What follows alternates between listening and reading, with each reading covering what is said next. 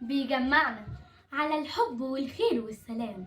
الدنيا لما تضحك وقتها حلمنا بيتحقق، أمانينا وأحلامنا كلها بتتحقق.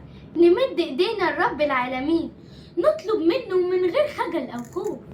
وقتها كلنا نقول يا رب. وقت السجود بنكون أقرب لربنا، وقت السجود قلوبنا بتخشع لربنا. علشان كده حلي دنيتك، علشان كده اصنع بسمتك، وقتها الدنيا تضحك لك. معاكم ملك وحيد ولوجي يسري في برنامجكم الدنيا لما تضحك. السلام عليكم. السلام حضرتك عليكم. معاكي برنامج دنيا لما تضحك.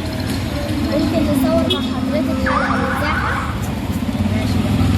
هسأل حضرتك سؤال، تمام؟ ده بره المسابقة، احنا عاملين مسابقة، اللي يكسب معانا يجاوب السؤال صح ياخد مكافأة، تمام؟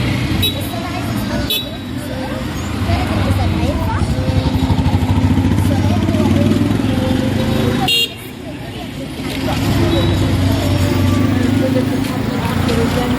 خير ويعني صحة جيدة ونتعلم خير كلنا يا رب وجميعا يا رب.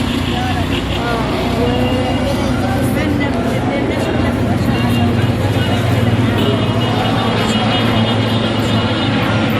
دلوقتي بقى أنا هسألك السؤال بتاع كم عدد ركعات صلاة الظهر؟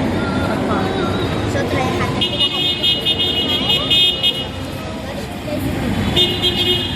كده سؤال حلقتنا النهاردة، من هو أسد الله؟ هنقول السؤال مرة تانية، من هو أسد الله؟ ما تنسوش تكتبوا لنا إجابة الفزورة في الكومنتات، وهيكون معانا فايز واحد كل يوم.